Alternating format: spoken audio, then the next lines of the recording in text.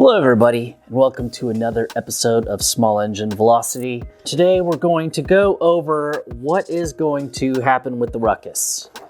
So, if you last left me with the Honda Ruckus, we did a live stream to try to get it start.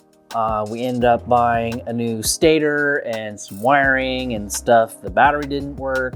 It wouldn't crank. This nibby carb I was having issues with, and I kind of just I guess abandoned it for a little while. Well, I'm ready to get back to it again. So one of the things that I've had problems with this particular motor, the GY6 that I have in here, I did a compression test and I was getting a little bit above 60 PSI. And that's not really that great. So what I'm gonna do is I'm gonna take the motor off and we're gonna all together in a little series and take it apart and rebuild the top end of this bike. I've always noticed that there was a little bit of oil that kept on coming out through the plastics on the side. Maybe I didn't put the head gasket on correctly. Who knows what I didn't do. And then the next thing I want to do is I want to gut all this wire out and I want to redo it so that it's a tuck coming through the neck. Always wanted to do that, always needed to do that. Wiring has always seemed to be my biggest enemy when it comes to this GY6 Ruckus. Another thing I want to do is I want to treat this like what you guys do up north and treat this as a winter project. What will happen is that I'll just continue to build until it gets warm outside, and then hopefully I'll be done by then for all the rides that we're going to be doing and maybe even the anniversary get together for Small Engine Velocity. But anyways, the first thing I'm going to do is I'm going to disconnect the motor from the frame and leave the motor on the stand up here, and then take the rest of the bike and put it down next to here so that I have plenty of room to just spread stuff out as I rework on this. I'm not sure if I'm gonna buy a new cylinder or piston or anything like that yet, but I am going to review everything very well, and I'm gonna take my time to make sure it works well. Anyways, we're gonna take the bike down. So let's go ahead and roll that intro and then we can get to that.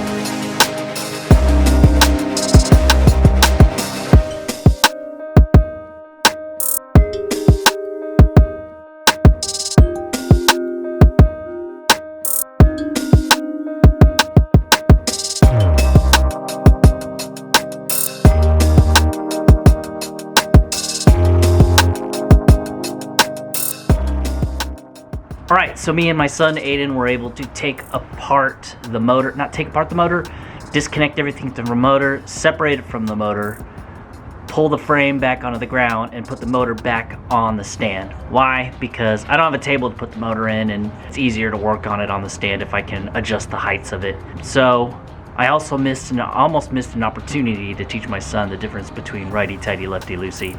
I didn't realize that he's 14 years old and doesn't know how to do that. So crisis averted as far as a failure as a father. Anyways, let's go ahead and take a look at the motor now. So the motor is off the bike now. The bike is down there, the rest of it. For this part of the project, this is where we will be doing most of the work for the next few videos on the Honda Ruckus.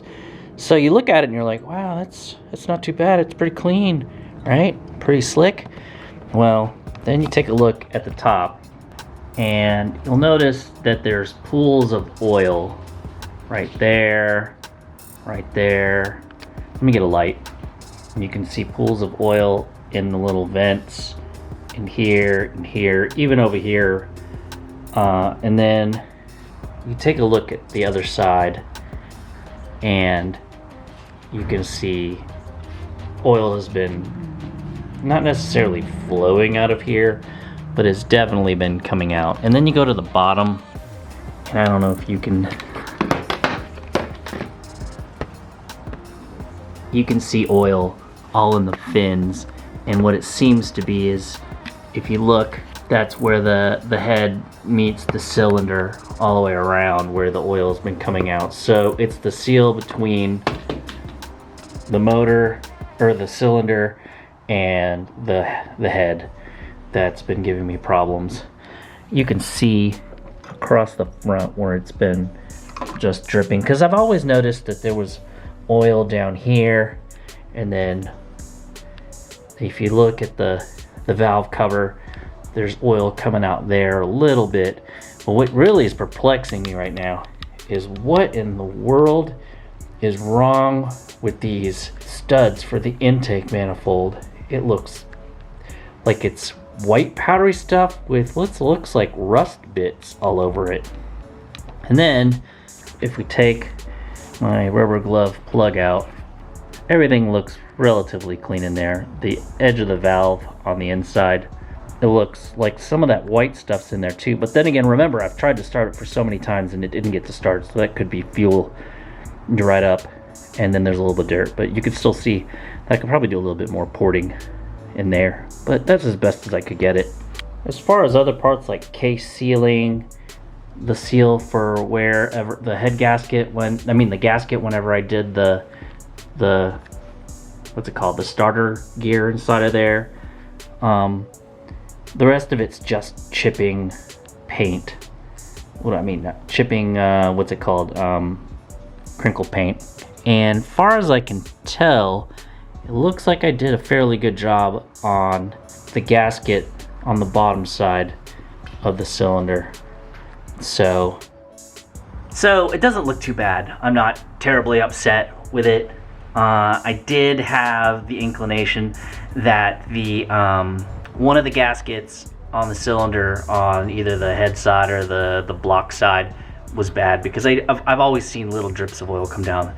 But anyways, that's going to be put away for a second. I'm going to order a new 171 gasket kit, and then once I get that gasket kit, then we'll go ahead and start with the rebuild. Then after that, we're going to take this and we're going to gut all the wires out, and we're going to start doing a wire tuck. Finally, a wire tuck. And hopefully that this winter project that we're working on will be completed sometime soon. Anyways, that's the progress. Thanks for watching. Don't forget to like and subscribe, and I'll see everybody in the next video. For you.